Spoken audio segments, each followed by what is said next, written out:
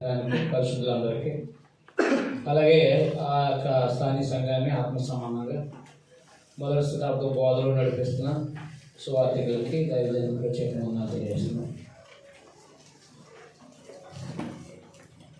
యాకోబు రాసిన పత్రికని మనం రోజు ఆలోచన చేస్తాం.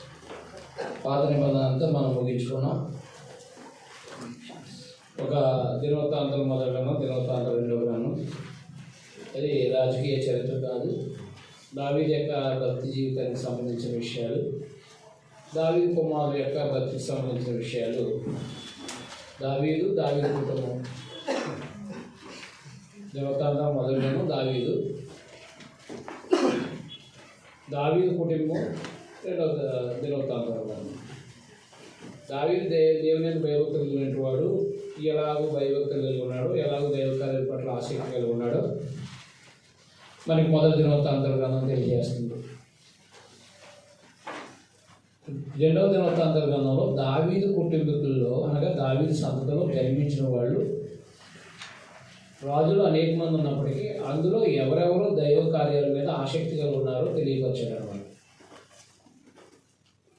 సొలొమోను దేవాలయం పట్ల ఆసక్తి కలిగిన వాడుగా, ఆస, యెహోషాపాతు, హిజ్కియా, ఇలా దైవ సంబంధం, యోషియా, ఇలా దైవభక్తి కలిగిన వాళ్ళందరినీ కూడా పరిచయం చేశారు. ఒకటి తెలుసుకున్నాక అభిప్రాయం ఆలోచన. యాకోబు రాసిన పత్రిక మనం ఎబ్రీ పత్రిక దాకా చదువుకున్నాం. కొత్త నిబంధన మత్తయి సువార్త, అపోస్తల కార్యంలో పౌలు గారి పత్రికలు, పౌలు గారు రాసిన స్థానిక సంఘాలు రాసిన పత్రికలు, పౌలు గారి రచనా శైలిలో ఉన్న ఎబ్రీ పత్రికతో సహితం మనం ఆలోచన చేశాం. యాకోబు రాసిన పత్రిక అపోస్తలుడు రాసిన పత్రిక కాదు ఇది.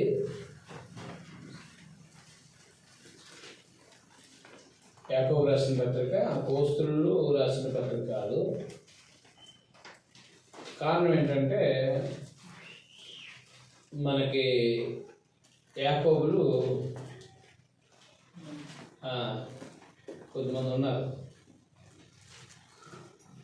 గ్రామంలో. ఉన్నారా? అప్పుడేనా? మత్తయి సువార్త 4వ అధ్యాయము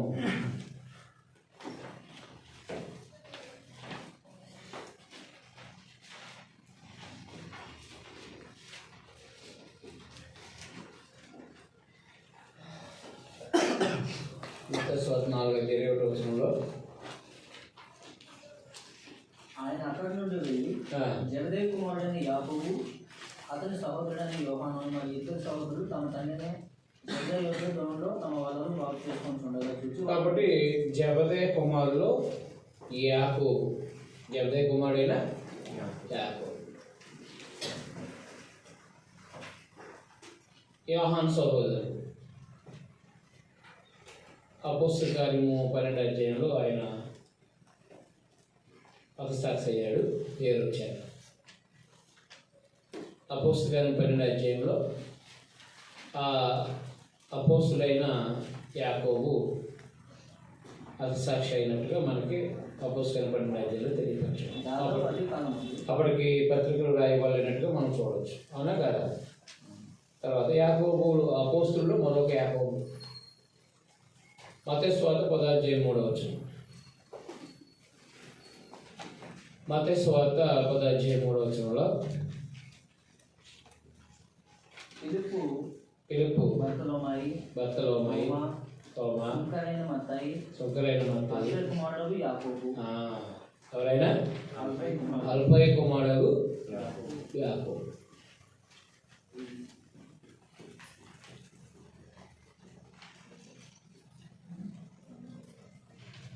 ఈ అల్ఫయి కుమారుడు యాకోబు అనగా అపోస్తుల్లో ఒక యాకోబు అనే జబదేయి కుమారుడైన యాకోబు మరణించారు. ఆయన ఈ యాకోబు రాశాడనడానికి ఆయన తన అపోస్తులత్వాన్ని ఇక్కడ ప్రస్తావించినట్టు లేదు.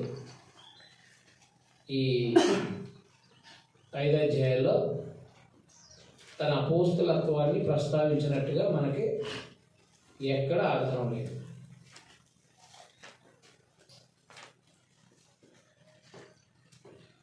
తర్వాత ఇంకా ఎవరున్నారు? మత్తయి సువార్త 13:55లో మన ప్రభువైన యేసుక్రీస్తు యొక్క సహోదరుడు. మత్తయి సువార్త 13 ఇతడు వడ్లవాని కుమారుడు కాడా? ఇతడు వడ్లవాని కుమారుడు కాడా? ఇతని తల్లి పేరు ఇతని తల్లి పేరు మరియా కాదా? యాకోబు, యోసేపు, సీమోను, యూదా యనువారు ఇతని సహోదరులు కారా? అంటే అర్థమైందా?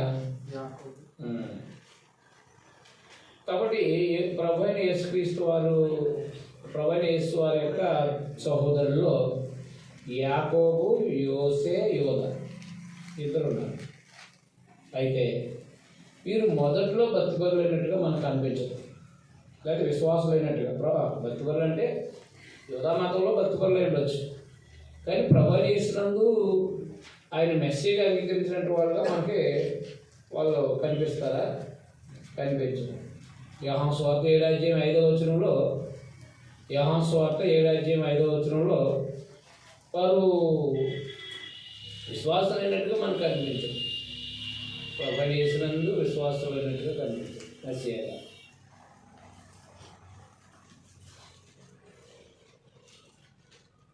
యోహాను సువార్త 7:5 ఆయన సహోదరులైన ఆయన విశ్వాసం ఉంటలేదు. ఆయన విశ్వాసంగా ఆయన మెస్సేజ్ని అంగీకరించలేదు. కానీ అపోస్తలుల కార్యంలో మరియతో తన సహోదరులు కూడా అక్కడ ఉన్నట్టుగా మనం చూడవచ్చు. అవునా? మరియా అంటే తల్లితో ఆయన సహోదరులు కూడా ఉన్నట్టుగా మనం చూడవచ్చు. ఒకసారి 14 అపోస్తలుల కార్యం 1 అధ్యాయం. అపోస్తలుల 1 అధ్యాయం 14. వీరందరూ వీరితో కూడా కొందరు స్త్రీలు యేసు తల్లి అయిన మరియయు ఆయన సహోదరులు ఏక మనసుతో ఏం చేశారంటే ఏకముగా ప్రార్థన చేశారు. అంటే అపోస్తలులతో కలిసి ఉన్నారా లేరా? అపోస్తలులతో కలిసి ఉన్నారు. అయితే అపోస్తలులతో కలిసి ఉన్నారు. అపోస్తలుల కార్యం 15 అధ్యాయంలో అపోస్తలుల కార్యం 15 అధ్యాయంలో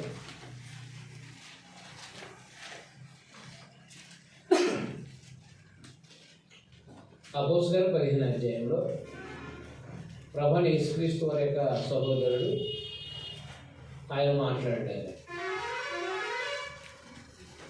13 వారు చాలించిన తర్వాత వారు అంటే అపోస్తలులు చాలించిన తర్వాత యాకోబు ఇట్లా సహోదరులారా నా మాట ఆలకించండి.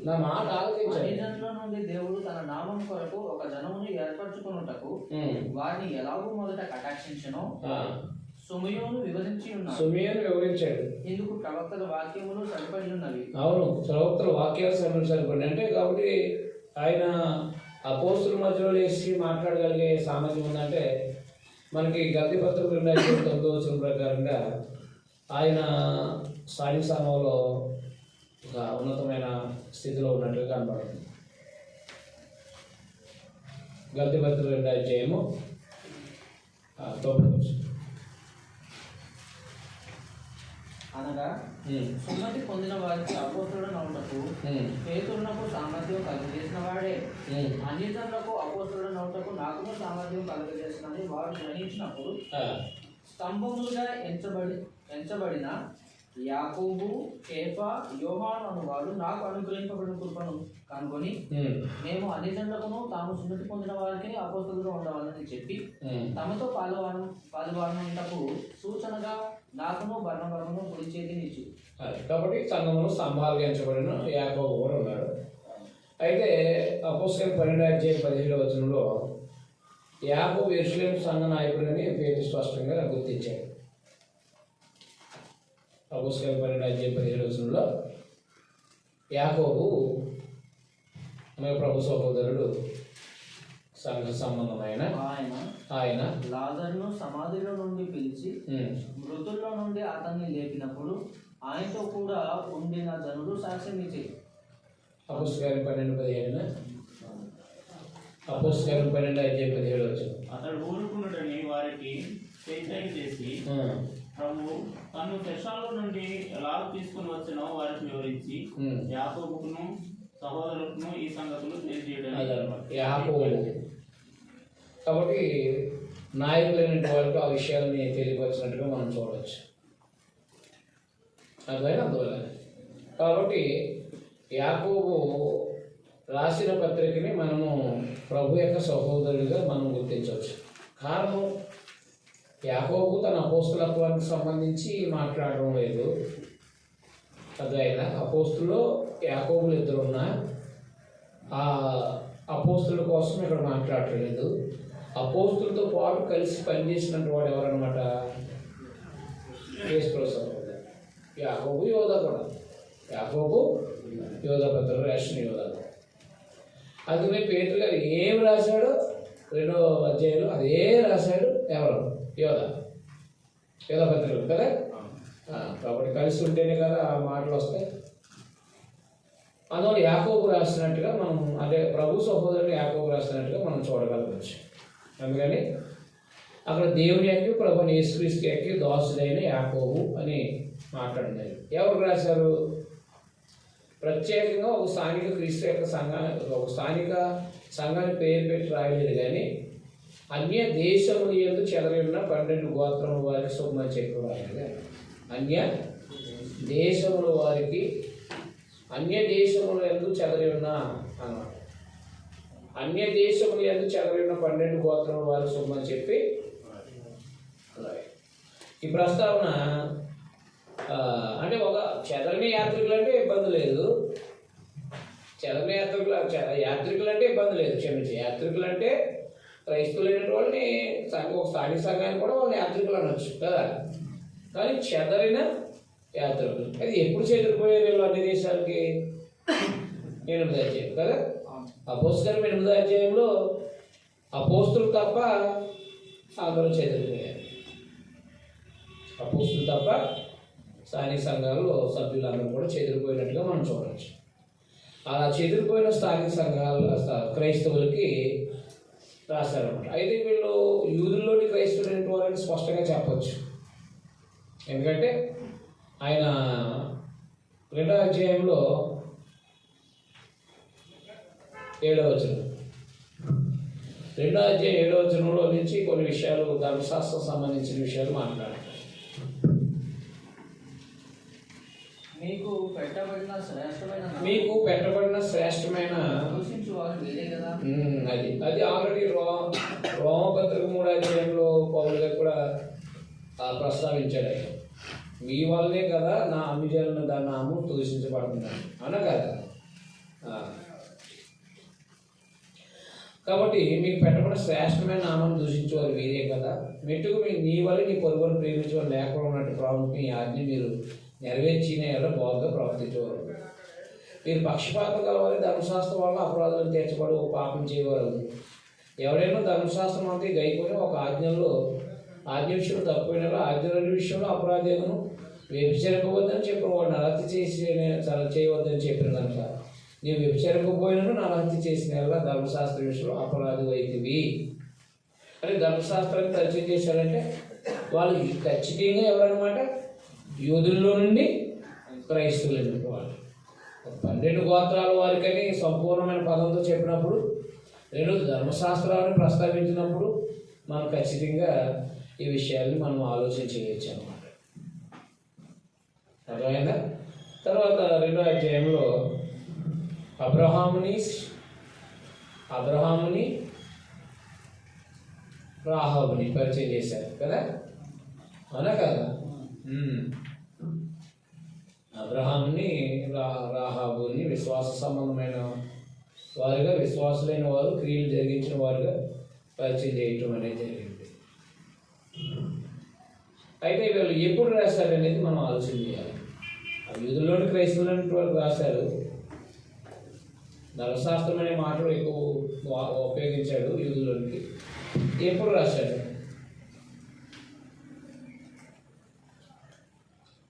అది అధ్యాయం 1వ వచనం. ఎప్పుడు రాశాడనేది మనం స్పెసిఫిక్గా మనం చెప్పలేం, కానీ యెరూషలేము నాశనానికి ముందు మాత్రం రాస్తాడని మాత్రం ఖచ్చితంగా చెప్పవచ్చు. ఇదిగో ధనవంతులారా, మీ మీద వచ్చిన ఉపద్రవం నుంచి ప్రలాపించి ఏడవండి. కాబట్టి వీళ్ళు ఇంకా యెరూషలేము నాశనం అవ్వలేదు అనమాట. యెరూషలేము ఇంకా నాశనం అవ్వలేదు. యెరూషలేము ఇంకా నాశనం కాలేదు.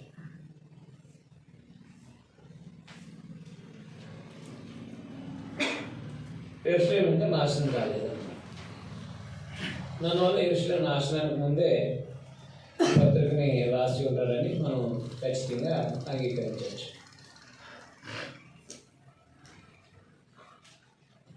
మత్తయి సువార్తలో యెరూషలేము నాశనం గురించి మాట్లాడాడు, మార్కు సువార్తలో యెరూషలేము నాశనం గురించి మాట్లాడాడు, లూకా సువార్తలో యెరూషలేము నాశనం గురించి మాట్లాడు, యోహాను సువార్తలో మాత్రం యెరూషలేము నాశనం గురించి మాట్లాడాడు.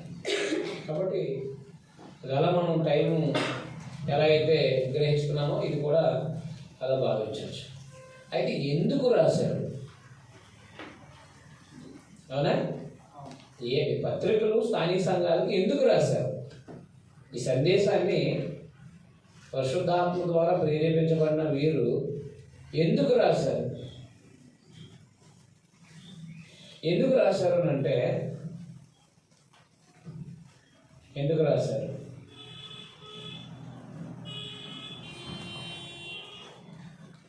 అన్ని జనుల్లో ఉన్నారు కాబట్టి, అన్ని జనులతో సహవాసం చేస్తే దేవుని వాక్యాన్ని మనం ఆచరించలేము. అర్థమైందా? కాబట్టి అన్ని జనుల్లో ఉన్న మనము దేవుని వాక్యాన్ని సంపూర్ణంగా అనుసరించేవారుగా ఉండాలని 22వ వచనంలో, మొదట 22వ వచనంలో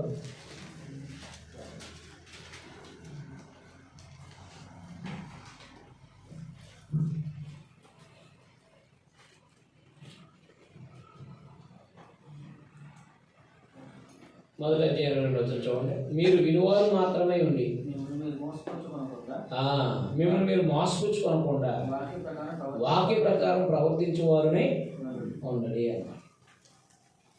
కాబట్టి ప్రతి ఆదివారం మనకి దేవుని మాటలు వినపడతాయి. ప్రతి బైబిల్ తరగతిలో లేకపోతే సమాజం కూడుకున్నప్పుడల్లా దేవుని సందేశం వినపడుతుంది. కొత్త నిబంధన వినపడుతున్నప్పుడు మనం వినువారు మాత్రమే ఉండి, అంటే సందేశం విన్నాం ఆదివారం లేకపోతే బైబిల్ క్లాస్, ఇలా వినువారు మాత్రమే ఉండి మనం ఆచరించలేదు, వాక్య ప్రకారంగా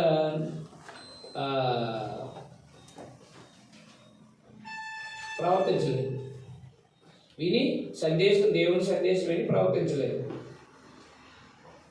మోసం చేసుకుంటాం అన్నమాట. యాకోబు చాలా అపోస్తలులు తిరిగినవాడు, ప్రభు యొక్క జీవితం యొక్క స్థితిగతులు ఎరిగినటువంటి వాడైనా తన తన సహోదరి కాబట్టి ప్రభు అయిన యేసుక్రీస్తు యొక్క జీవితం యొక్క పరిస్థితులు అన్నింటిని కూడా చిన్నప్పటి నుంచి ఎరిగినవాడు. అపోస్తలుల కంటే అదైనా అపోస్తలుల కంటే ఎక్కువ జీవన శైలిని ఎరిగినవాడు ఎవరు? యాకోబు. అది దాని ఇంట్లో తను ఎవరో తెలిసిపోద్ది. అదే మన పైకి చెప్పుకోం, కానీ మీ ఇంట్లో మీ అన్నయ్య ఎవరంటే అంటే ఎవరు ఉండడు అంటాడు. మనం ఉండే మంచి మంచి విధానాలు చెప్తూ ఉంటాం కదా. మీ అన్నయ్య ఎలా మంచోడా కాదంటే అదంత ఎదవా, వాడంత దుర్మార్గుడు మరొకడు ఉన్నాడు. ఎలా చెప్తున్నావు నువ్వు? చిన్నప్పటి నుంచి వాడు చేష్టలో, వాడు తల్లిదండ్రులను ఇబ్బంది పెట్టే పరిస్థితులు ఇవన్నీ నువ్వు గమనిస్తున్నావు. వాడు ధనం పాడు చేయడం గమనిస్తున్నావు.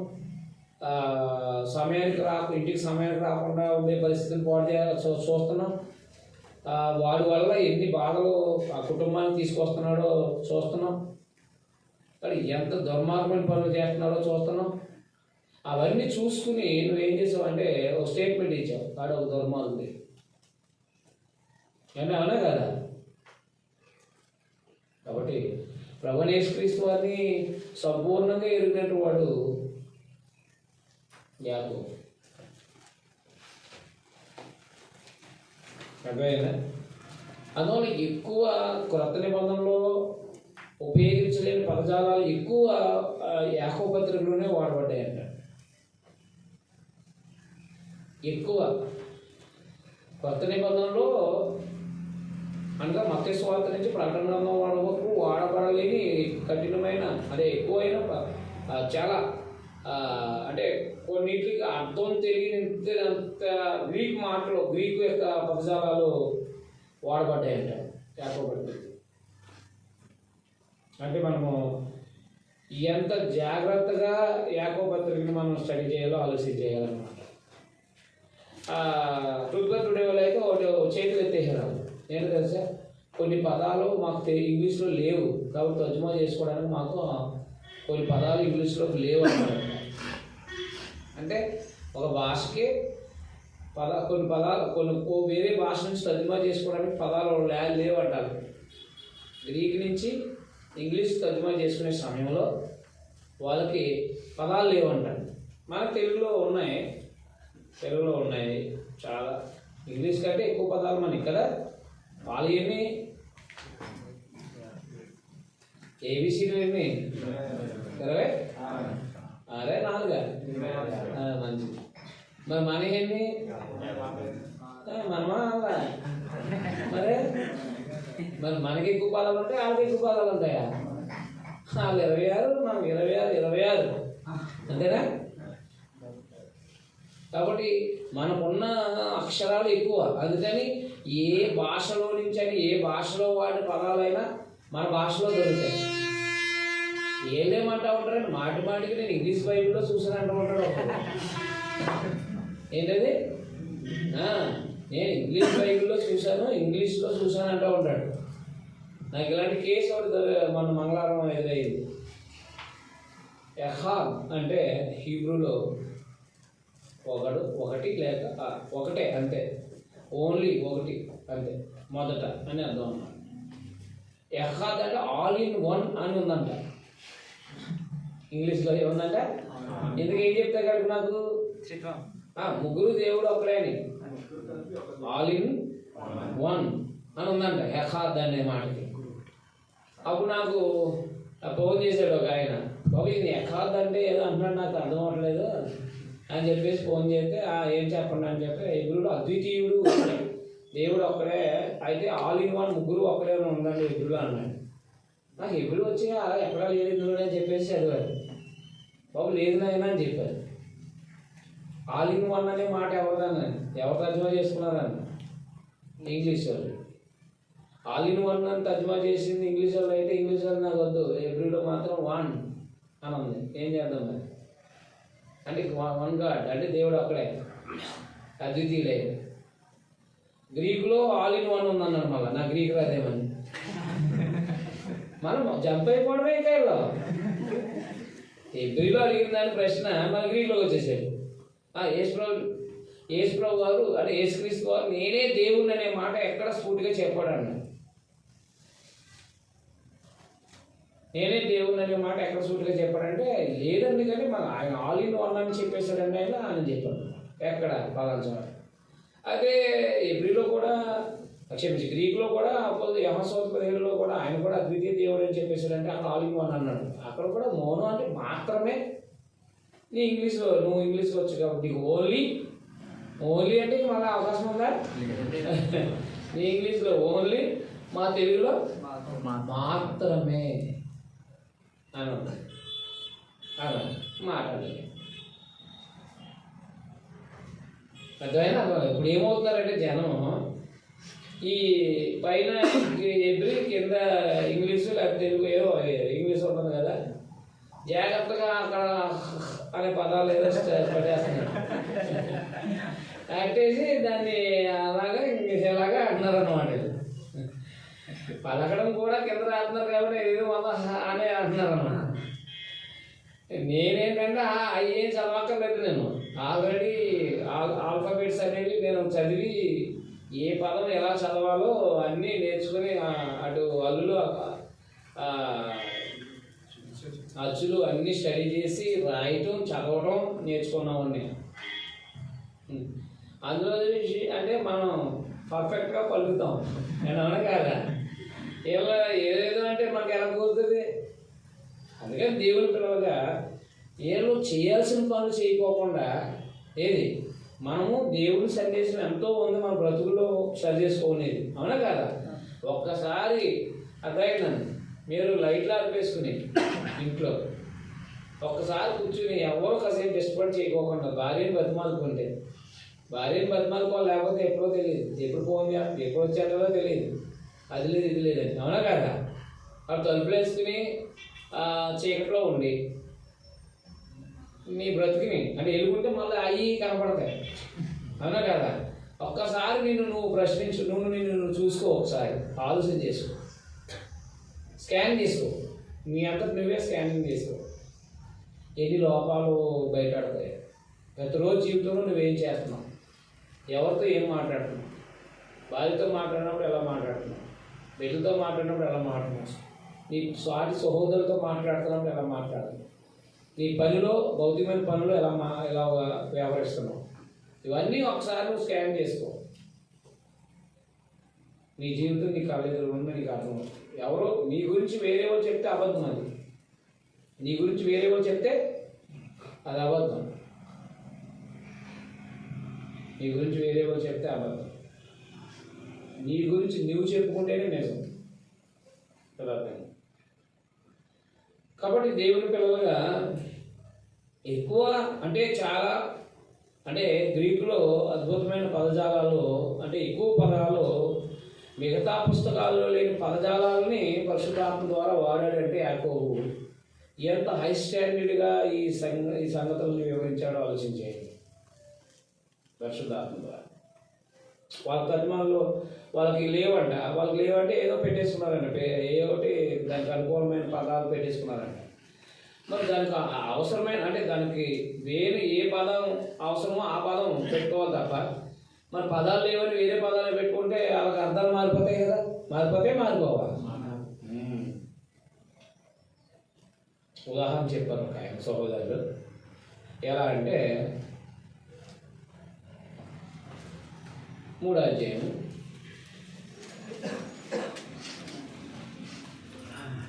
17వ వచనం. అయితే పైనుండి వచ్చు జ్ఞానము మొట్టమొదట పవిత్రమైనది, తర్వాత సమాధానకరమైనది, మృదువైనది, సులభంగా లోబడినది, కనికరంతోనూ మంచి పదములతోనూ నిండుకొనినది, పక్షపాతమైనను వ్యస్తానైనను లేనిది నై ఉన్నది. మృదువైనది అంటే ఏంటి? వాళ్ళ పదం వాళ్ళకి లేదంట. వాళ్ళకి మృదువైనది అనే పదం లేదండి. వాళ్ళకేం తెలుసా? వాళ్ళకి మృదువైన పదాలు మృదువైన పదం అనే దానికి ఇంగ్లీష్లో వాళ్ళకి ఒక పదం లేదంటండి. అర్థమైందా? మనమైతే ఇప్పుడు ఉదాహరణకి మనం ఉపయోగించే ప్రతి పదంలో చాలా తగ్గించుకునే మాటలు వాడవచ్చు అనమాట. అంటే అమ్మ అని లేకపోతే అయ్యా అని ఇలా పదాలు వాడవచ్చు అనమాట. వాళ్ళంతా కూడా వాళ్ళు మాట్లాడుతూ ఉంటుంటే గౌరవం లేని పదాలుగా ఉంటాయి. వాళ్ళకి ఏదో సాధారణ వాడు ఉపయోగించిన పెద్దోళ్ళు చిన్నోళ్ళు మాట్లాడినా what are you do brother అంటారనమాట. అందులో ఏముంటుంది? ఏం చేస్తున్నావు బాబు అని. మనమైతే అయ్యా మీరు ఏం చేస్తున్నారు అయ్యా అనేటప్పటికి మన విధానం వేరు. వాళ్ళ పదం లేక ఎలా తర్జుమా చేసుకున్నారంటే మృదువైనది అనే పదానికి వాళ్ళకి లేదంటారు. ఎవరికి? ఇంగ్లీష్ వాళ్ళకి. మనకు ఉంది మృదువైనది అని. అంటే యోహాను సువార్త 8వ అధ్యాయంలో ప్రభువైన యేసుక్రీస్తు వారు అమ్మ నీవు ఇక్కడ నువ్వు పాపము చేయకు అన్న. అమ్మ అంటే తల్లి అని కాదని అర్థం. మొదటి 2వ యోహాను పత్రికలో అమ్మ గారి కన్నడా అమ్మగారి కంటే తల్లి అని కాదు. అర్థమైందా? అమ్మ అంటే ఒక గౌరవార్థంగా ఉపయోగించబడిన పదం అన్నమాట. ఒక స్త్రీకి ఒక గౌరవంగా ఉపయోగించబడిన పదమే తప్ప అమ్మ అంటే మన భాషలో ఆ తల్లి. గ్రీకులో మెతేర్ అంటే తల్లి. మెతేర్ అంటే తల్లి. అర్థమైందా? అక్కడ మెతేర్ అని వాడలేదు, క్యూరియా అని వాడాడు. క్యూరియోస్ అంటే ప్రభువు. అర్థమైందా? క్యూరియా అంటే అక్కడ పురుషుడికేమో మనకేమో డూ వస్తుంది, వాళ్ళకేమో ఎస్ వస్తుంది గ్రీకులో. మనకేమో డూ డూ అనే పదం పురుషులకు ఉపయోగిస్తాం కదా. కాబట్టి వాళ్ళకేమో ఇది వస్తుంది, ఏది మన ఎస్ వస్తుంది, క్యూరియోస్ అని పురుషుడికి వాడేది. స్త్రీకి వాడేదేమో లాస్ట్ని ఆల్ఫా వస్తుంది, క్యూరియా అని వస్తుంది. క్యూరియా అనే పదం వాడాడు అనమాట. అయితే ఆ పదం ఏంటంటే ఒక స్త్రీని గౌరవించే పదజాలంతో ఉపయోగించాడు అనమాట. అర్థమైందా? కాబట్టి ఆ పదం వాడాడు కాబట్టి అది ప్రభుని యేసు అంటే ఒక సంఘానికి ఒక స్త్రీని అని సంబోధించాడు. సంఘాన్ని ఒక స్త్రీతో సంబోధించాడు. తర్వాత నీ సహోదరి పిల్లలు నీకు వందాలు చెప్తున్నారు అన్నాడా? నీ సహోదరి పిల్లలు నీకు వందాలు చెప్తారు లాస్ట్ వర్షంలో అన్నాడా లేదా? 2:83 అన్నాడు లేదా? సహోదరి పిల్లలు అంటే ఎవరు? సంఘం, మరో సంఘం, అవునా కాదా? ఎవరా మీరు? మా ఊర్లో ఒక అమ్మ అంటే మా ఒక ఆయన సరిగ్గా ట్రైనింగ్ అయినా వచ్చి యేసుప్రభు తల్లి కోసం మాట్లాడుతున్నారు యోహాన్ గారు. ఆయన తల్లి ఈయన తల్లి కదా, మరి అమ్మ నీ పిల్లలు సత్యాన్ని అనుసరిస్తున్నారని, అంటే యాకోబు యోధ వీళ్ళందరూ సత్యాన్ని అనుసరిస్తున్నారని సంతోషిస్తున్నానని చెప్పేసి అలా కలిపేశాడు. మన వాళ్ళందరూ కలపడంలో నెంబర్ 1 కదా, అవునా కదా? ఒక భోజన పానీయాలు కలపడంలో, సాంబార్లో కలపడంలో, అన్నింటిలో కలపడంలో ఏంటి ప్రావీణ్యత కలిగిన వాడు నేను అన్నా కదా. అలాగే బోధనలో కూడా కలపడంలో కూడా ఎవరో ప్రావీణ్యత కలిగిన. నేను యెహోషువ గ్రంథం చెప్తున్నాను. యెహోషువ గ్రంథంతో చెప్తుంటే యెహోషువ గ్రంథంలో ఆ వేగులు వారు ఇద్దరు వెళ్ళారు కదండి, అందులో రాహాబే సల్మాన్ వెళ్ళాడంట కదండి అంటున్నాను నేను. నాకు తెలియదమ్మా, పరిశుద్ధాత్ముడు ఎక్కడ కూడా అంటే రాహాబుని వేసి చూసి పెళ్లి చేసుకున్నారు. సల్మాన్ నందు సల్మాన్ రాహాబు నందు బోయేజుని కలిగి ఉంది కదా. ఆ వేగులు వారిలో ఇద్దరు ఎవరన్నమాట? సల్మాన్ వెళ్ళాడు, ఆమెను చూశాడు, చూసి వచ్చి మళ్ళీ యుద్ధం చేసిన తర్వాత ఆమె చేసుకున్నాడు అని అన్నాను. నాకు మరి మిగతా చోట్ల ఎక్కడ పరిశుద్ధాత్ముడు ఎక్కడ? ఆ వేగుల వారిలో ఒకడు సల్మాన్ వెళ్ళాడని లేదమ్మా, అది నీ ఊహ అది అంతే అని చెప్తే వాళ్ళు ఎక్కడో వీళ్ళు ఉంటారు. నాకు వేసారు అది అన్నా కదా. అప్పుడు తేల్చారు ఎవరో ఆరోగ్యమూర్తిగా చెప్పారు అని చెప్పేసి. అప్పుడు నేనేమన్నానంటే నా ఊహ ఏంటంటే ఆవిడ ఉల్లంఘన బ్రతికేవాడు కాబట్టి మార్చుకున్న తర్వాత ఇస్రాయేల్లో కలిసిన తర్వాత ఎవరో ఒక ఆయన, అందులో అదే సల్మాన్ అన్న ఆయన, ఆమె యొక్క జీవనశైలి అంటే మార్చుకున్న తర్వాత, జీవితం మార్చుకున్న తర్వాత ఆమె యొక్క జీవనశైలి చూసి వివాహం చేసుకున్నట్టుగా నేను ఊహిస్తున్నాను అన్నాను. ఏం చెప్తారు? కాబట్టి ఊహలో ఏమవ్వదు, ఊహలకి గ్రంథం బాధ్యత వహించదు. బ్యాంకులోంచి వెళ్ళిపోయిన తర్వాత అక్కడ తీసుకున్న డబ్బులు బ్యాంక్ బాధ్యత వహించదు. కాబట్టి ఊహలో బైబిల్ ఏం లేదు బాధ్యత వహించదు. కాబట్టి ఊహ ఇందులో ఎట్లా ఉంటుంది? మన వాళ్ళు మళ్ళీ ఊహింతా ఉన్నాం. యోబు ఎవరయ్యా అంటే అదేంటి మన యాకోబు కుమార్తె ఉంది కదా, ఇదేమని చేసుకున్న ఆయన అంటే అన్నాడు. ఏమి ఇంకా ఎలా అంటే కలిపేస్తారు అన్నమాట ఇలా, అవునా కదా? ఇలాగా ఊహలు అన్నమాట. ఊహలు అనేవి బైబిల్ సమ్మతించదు. బ్యాంకులో లాగా మేము కూడా చెప్తున్నాం, బైబిల్ చేసినట్టుగా బైబిల్ ఊహల్ని ఏం చేయదు, సమర్థిస్తుందా? కాబట్టి మృదువు అనే పదానికి వాడాలంటే అది మనం మృదువు అంటే చాలా సున్నితంగా మాట్లాడే పదం, అంటే హార్డ్ లేకోకుండా, అంటే కఠినత్వం లేకోకుండా చాలా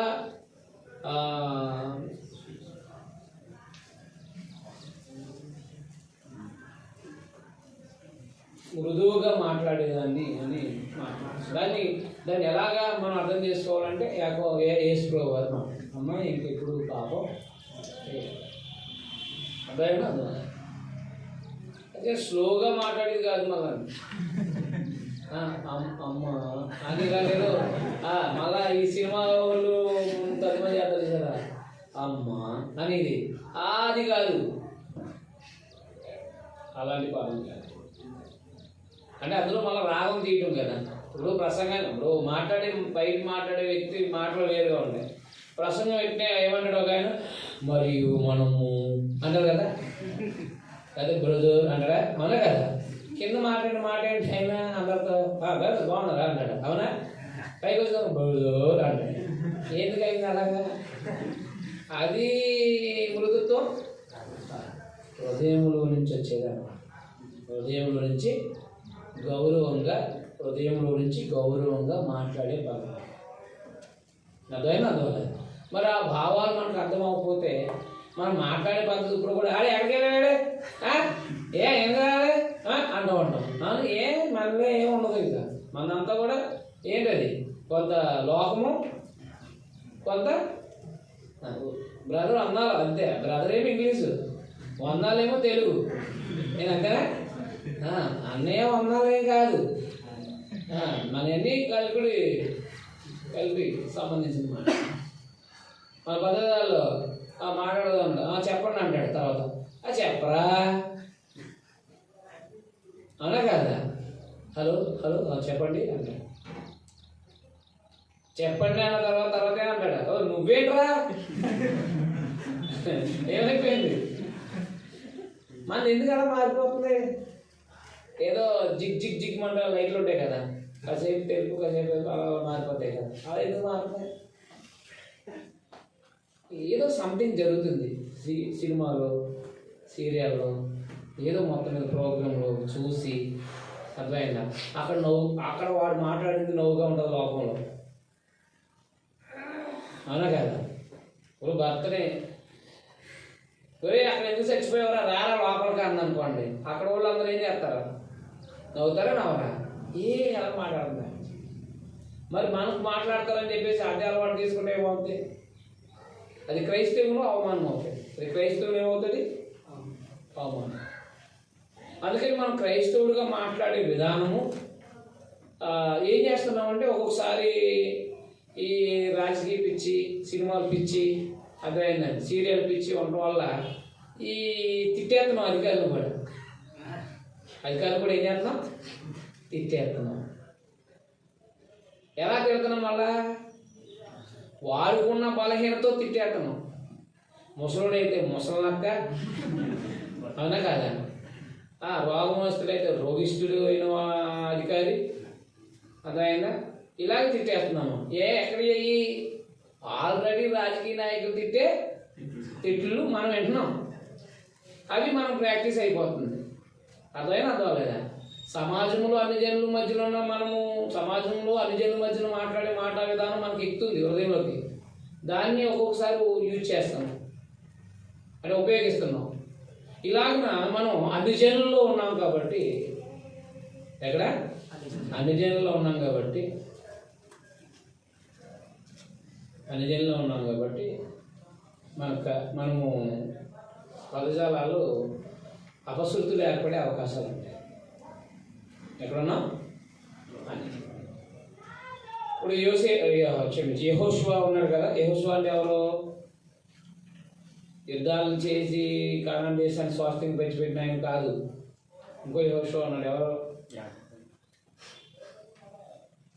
జకర్యా గ్రంథం 4వ అధ్యాయంలో ఉన్నాడు కదా, ప్రధాన యాజకుడు.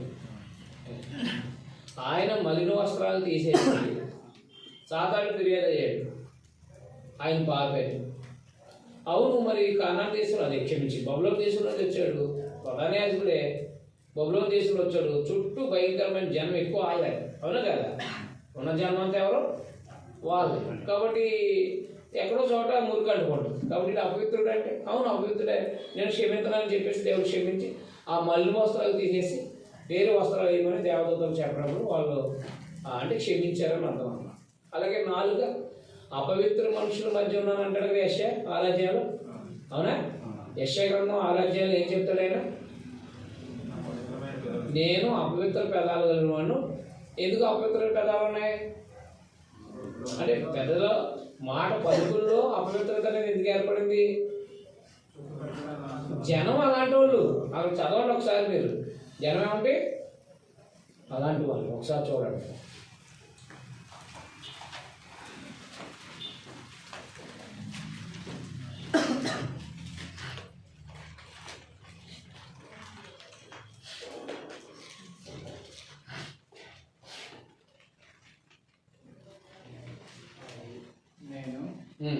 అయ్యో అయ్యో అపవిత్రమైన పెదవులు గలవాడు. అయ్యో నేను అపవిత్రమైన పెదాలు కలవాడు. అపవిత్రమైన పెదవులు గల జనుల మధ్య నివసించువాడు. అది అండర్లైన్ చేయండి.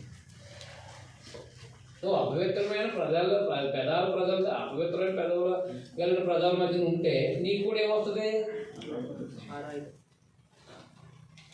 నాకు వచ్చిన వాళ్ళు చెప్పండి. 6, 5 అర్థమైనా అర్థమలేదా? అందుకే మరి సహవాసము అన్ని జనులతో ఉండొద్దు అన్నాడు. పెనుగోలు పత్రిక 6వ అధ్యాయంలో 18-13 అన్ని అదే అవిశ్వాసులతో విజ్జోడుగా ఉండదు అవునా? పెనుగోలు పత్రిక 6వ అధ్యాయంలో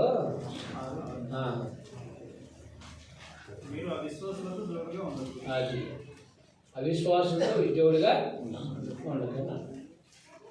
మరి మనం కలిసి పనిచేసే కార్యక్రమాలు ఇవన్నీ కూడా అన్ని జనులతో కలిసి ఉంటాయి కాబట్టి మరి అన్ని జనుల మధ్యన ఉన్నాం కాబట్టి మనం ఎంత జాగ్రత్తగా బ్రతకాలంటే యాకోబు పత్రిక చెప్తుంది. యూదులకైనా యూదుల్లోని క్రైస్తవులైన వారికైనా మనకి నేడు స్థానిక సంఘాలకైనా మనం కూడా అన్ని జనుల నుండి వచ్చిన వాళ్ళం కాబట్టి అన్ని జనుల మధ్యనే ఉన్నాం కాబట్టి అన్ని జనుల మధ్యలోనే ఉన్నాం కాబట్టి నాలుగు అస్సలు అదుపులో ఉండదండి. అయినా అన్ని జనుల మధ్యలో ఉన్న వాళ్ళకి ఏం ఉండదు, అస్సలు అదుపులో. మరి యాకోబు పత్రిక 3వ అధ్యాయంలో చెప్పాడా చెప్పలేదా? అది ఎక్కువ క్రైస్తవుడైన వాడు తన యొక్క ప్రవర్తన తన యొక్క మాట విధానం ఎలా ఉండాలో చెప్పుకుంటూ వచ్చాడు. అందులో ఏముందంటే ఏదో ఇక్కడ నాయన నీ మాటలు మాట్లాడడానికి యోగ్యుడు కాదు, నేను ఆల్రెడీ నా పెదవులు అపవిత్రం అయిపోయినాయని చెప్పేశాను. అప్పుడు దేవుడు క్షమించాడా లేదా? సరే ఇంతవరకు అపవిత్రమైన మాటలు మాట్లాడేవాడు క్షమించి ఆయన సందేశం మాట్లాడడానికి అవకాశం ఇచ్చాడు దేవుడు. కాబట్టి మనం అపవిత్ర మాటలు మాట్లాడుతూ అటు దేవుని సందేశాన్ని మాట్లాడుతూ ఉంటే మన పెదాలు అపవిత్రమైనప్పుడు మరి మన పెదాలతో మన హృదయపూర్వకంగా మనం అర్పించే అర్పణలో అది స్తుతి గీతాలు అనేవి పెదాలుగా లేకుండా అవదుగా. నాలుక ప్లస్ పెదాలు 2 ఉండాలి వద్దా? నాలుక యాకోబు పత్రిక 3వ అధ్యాయం కదా. పెదవులు అంటే మాట్లాడే పద్ధతి, మాట్లాడే విధానం. ఈ పెదవాలు అనేవి ఈ నాలుక పెదాలు అనేవి 2 కూడా చాలా ప్రాముఖ్యమైనవి అని చెప్పేసి చాలా లోతుగా మాట్లాడాడు యాకోబు. మనుషులు ఏనుగులు సైతం ఆడుతున్నారు కదా, పులిని సైతం తనకు అనుకూలంగా సాగు చేసుకుంటున్నాడు అవునా కదా. సింహాలతో ఆడుకుంటున్నాడు, సింహాలు తనకు అనుకూలమైనట్టుగా మార్చుకుంటున్నాడు. అదే విష సర్పాలని తన ఒంటి మీద ఎక్కించుకుని ఒంటి మీద చుట్టుకుని విష సర్పాన్ని సైతం తనకు అనుకూలంగా చేసుకుంటున్నాడు. అంటే తను మాటినేటట్టుగా చేసుకుంటున్నాడు. తనకంటే బలమైన జంతువులు సైతం తన కాలు కింద కూర్చునేటట్టుగా చేసుకుంటున్నాడు. కానీ నోరు అంటే నాలుకను మాత్రం ఏం చేసుకోలేకపోతున్నాడంటే అది ఎక్కడ మాట్లాడాడు? మరి యాకోబు పత్రికలోనే కదా మాట్లాడతాం. నేనవునా? 3వ అధ్యాయం 8వ వచనం. ఏ నరుడును నాలుకను సాధు చేయ ఏ నరుడు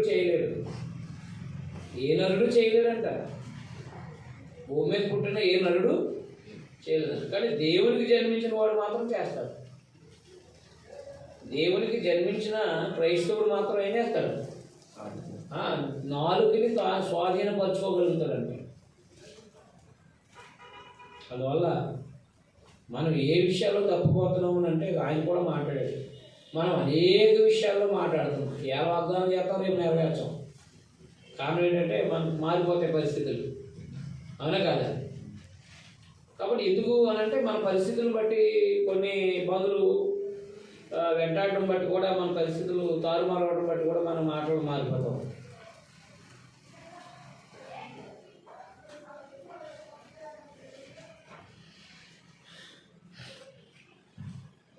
కాబట్టి దేవుని పిల్లలుగా మనము దేవుని ఎదుట భక్తిని కనపరచాలి, మన నాలుగుని అదుపులో పెట్టుకోవాలి కదా ఆయన. మన నాలుగుని అదుపులో పెట్టుకోవాలి. మనం విశ్వాసానికి క్రియలు ఉండాలి. విశ్వాసానికి ఏముండాలి? 24వ వచనం చూడండి, అండర్లైన్ చేసుకోండి. 22, 24 అండర్లైన్ చేసుకోండి. 2 అధ్యాయం 24వ వచనం అండర్లైన్ చేసుకోండి. మనుషుడు విశ్వాస మూలమును మాత్రము కాక క్రియల మూలమును నీతిమంతులను ఎంచబడినని మీరు దీని వల్ల గ్రహించేది. అంటే దేవుడు నీతిమంతుడు అన్నాడు ఎప్పుడు? విశ్వాసాన్ని బట్టి. మన యేసుప్రభువుని విశ్వాసించిన దాన్ని బట్టి మనం గత పాపాలను క్షమించి నీతిమంతులు అన్నాడు. మళ్ళీ ఎప్పుడు నీతిమంతులు ఉంటామంట? మళ్ళీ ఎప్పుడు నీతిమంతులు అవుతామంట? మళ్ళీ ఎప్పుడు నీతిమంతులుగా కొనసాగుతాం? ఎప్పుడైతే క్రియలు ఉంటాయో మనం అప్పుడు నీతిమంతులుగా ఉంటాం. అంటే విశ్వాసానికి ఏముండాలన్నమాట? క్రియలు ఉండాలి. కాబట్టి దేవుని వాక్యాన్ని అనుసరించినప్పుడు మాత్రమే క్రియలు అనేవి వస్తాయి. అంతేనా? మొదటి అధ్యాయంలో ఏమన్నాడు? వాక్య ప్రకారం ప్రవర్తించేవారు ఏమనండి అన్నాడు. అవునా? వాక్య ప్రకారం ప్రవర్తిస్తే ఏమవుతుంది? 2వ అధ్యాయంలో నీతిమంతులు. మనం వాక్య ప్రకారం ప్రవర్తిస్తే సత్క్రియలు చేస్తాం. సత్క్రియలు ఎప్పుడైతే చేసామో అప్పుడు నీతిమంతులుగా ఉంటాము. ఆ నీతిమంతులైన మనము మన నాలుగుని ఎంత స్వాధీనపరచుకోవాలో 3వ అధ్యాయంలో చెప్పుకోవచ్చు. ఆవేశపూరితమైన జీవితం అనేది క్రైస్తవుడిగా కొనసాగించడం అవుతుంది. కాబట్టి అన్ని జనుల్లో మనం మాట్లాడే పద్ధతులు అన్నీ కూడా చాలా పదాలు మాట్లాడుతూ ఉంటాం మనం. అదే ఇప్పుడు బయట వాడిని సినిమా వాళ్ళు ఆడతారు, సినిమా వాళ్ళే వాడిని బయట వాడుతూ ఉంటారు. కాబట్టి అవన్నీ మనం గ్రంథంలో అంటే దేవుని వాక్యం చెప్పేటప్పుడు వాడితే అది ఎదుగుతుంది కదా ఆల్రెడీ. అవునా కదా? మరి ఆ పదజాలాలు మనం వాడుతూ ఉంటే ఆ భావం అంటే దేవుని వాక్యం యొక్క ఆ ప్రభావం వాళ్ళకి తగలదు కదా. కొంతమంది ఏం చేస్తారంటే బయట వాళ్ళు తిట్టరు, ఇంట్లో వాళ్ళు తిడతారు పిల్లలని. చాలామంది ఎవరు తిట్టరు? బయట వాళ్ళు ఒక్క బూత్ తెలుగు కూడా తిట్టరు. కానీ ఎవరు తిడతారు? ఇంట్లో వాళ్ళు పొద్దున్నీ సాయంత్రం తిడతానే ఉంటారు. ఏదైనా అది సరైనది కాదు. అవునా కదా? అంటే బయట వాళ్ళని తిట్టవద్దు, ఇంట్లో వాళ్ళని తిట్టమని ఉందా? అసలు బూతులే మాట్లాడుకోవాలి. బూతులు ఎప్పుడు వచ్చాక మనకి కోపం వస్తే ఏమవుతుంది? మనం చెప్పండి ఒకసారి. అది కొంతమంది నేను ఏం చేస్తానంటే నాకు కొన్ని కోరికలు ఉంటాయి. ఈయనకి కోపం పుట్టిస్తే అసలు ఎలా ఉంటాడండి? కోపం పుట్టిస్తున్నప్పుడు ఎలా మాట్లాడతారు? అవునా కాదా? ఏంటది? కోపం పుట్టించినప్పుడు ఎలా మాట్లాడతారు? అది చూడాలని ఉంటుంది. ఒకసారి ఎదురుగుండా ఏముంటుందంటే అసలు మనం కొట్టేసినా కానీ ఇంకా అలా పడిపోతారు తప్ప ఏం మాట్లాడరు. అలాంటి మనిషి తాను వేరే చోట మామూలుగా ఎవరో ఒకరు కోపం పుట్టించినప్పుడు ఎలా వ్యవహరిస్తారు అది చూడాలన్నమాట. అర్థమైంది? ప్రభు దగ్గర అయితే ఎవరైనా కనిపెట్టారు, ప్రభువు కనిపెట్టేస్తారు హృదయాలు ఎదురున్నాడు కదా. ఒక ఆయన వస్తానంటే వద్దు ఆయన అన్నాడు. అవునా? ఒక ఆయన వస్తాను మళ్ళా పని చూసుకుని వస్తానంటే వద్దు, ఆ పని వేరే వాడు చూసుకుంటాను నువ్వు వచ్చాను. సరే ఎందుకు అన్నాను ఆయన అలాగే. అందుకని ఎవరు చూస్తున్నా ఆయన అందరి హృదయాల్ని ఎదిరినవాడు కాబట్టి ఆయనకి ఎవరు చెప్పక్కర్లేదు. ఇది మంచివాడు ఆయన చెడ్డోడు అని చెప్పక్కర్లేదు. మనకైతే చెప్పాలి, మనకైతే ఏం చేయాలి? చెప్పాలి. అందువల్ల వాక్య ప్రకారం ప్రవర్తించే వారిగా ఉండాలి. ఎక్కడ? అన్ని జనుల్లో ఉన్న మనము స్వాధీనం జయించాలి, శోధించబడతాం. అన్ని జనుల్లో మనం ఏం చేస్తాం? ఎక్కువ దుర్మార్గ పనులు జరుగుతూ ఉంటాయి. ఆ దుర్మార్గ పనులు మన మీద కూడా ప్రభావితం చూపిస్తూ ఉంటాయి. అవునా కాదా? విచ్చలవిడిగా తిరుగుతూ ఉంటారు లోకంలో. అది చూసి మనకు కూడా ఆ భావాలు వస్తాయి. శోధించబడతాం. శోధించబడినప్పుడు నిలబడమన్నాడు, శోధన సహించబడతాడు. 2:12 చెప్పాడు కదా. అన్ని జనుల్లో ఉన్నాం కాబట్టి మన శోధనలు వస్తాయి. అవునే కాదా? అన్ని జనుల్లో ఉన్నాం కాబట్టి వాళ్ళ ప్రకారం కాకుండా వాక్య ప్రకారంగా ప్రవర్తించాలి. అన్ని జనుల్లో ఉన్నాము కాబట్టి మంచి పనులు చేయాలి. అన్ని జనుల్లో ఉన్నాం కాబట్టి క్రియలు అన్ని జనులు ఏం చేస్తారంటే వాడు చేస్తే వాడు మేలు చేస్తే మేలు చేస్తారు, లేదంటే కీడు చేస్తారు. కాబట్టి మనమైతే మన క్రియల ద్వారా నీతిమంతులుగా కనబడాలి.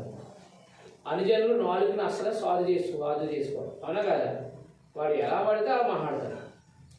అన్ని జనుడే కూడా ఎలా మాట్లాడతాడు, అన్ని జనుడే వాళ్ళు ఎలా మాట్లాడతాడు, ఎలా పడితే అలాగే మాట్లాడతాడు. మరి మన ఇష్టానుసారంగా ప్రవర్తించడానికి కానీ, ఇష్టానుసారంగా మాట్లాడడానికి కానీ, ఇష్టానుసారంగా జీవించడానికి కానీ అవకాశం ఉంది.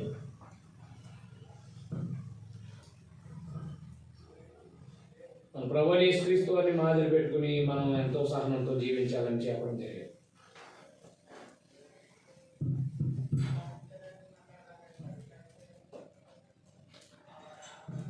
అదైనా ఎందుకు రాయబడింది అర్థమైంది మీకు? ఇప్పుడు యాకోబు రాసిన పత్రిక ఎందుకు రాయబడింది అర్థమైనా అర్థమలేదా?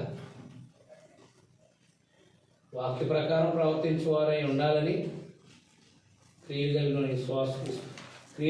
వారుగా, క్రియలు కలిగి నీతిమంతులుగా ఉండాలని, నాలుగుని అదుపులో చేసుకుని జీవించాలని చెప్పడం లేదు. అర్థమైందా? కాబట్టి భోగించలు అనేవి ఉంటాయి కదా, 4 అధ్యాయాలు ఒకసారి.